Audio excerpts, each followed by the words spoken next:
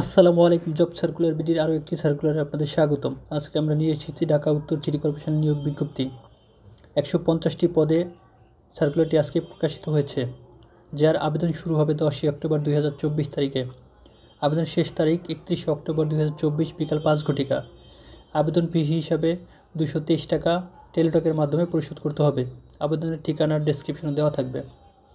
ব্যক্তিগত সহকারী পদ সংখ্যা 8 জন। শিক্ষাগত যোগ্যতা স্নাতক বা সমমান ডিগ্রি। বেতন গ্রেড 13তম গ্রেডে 11,000 থেকে 26,590 টাকা।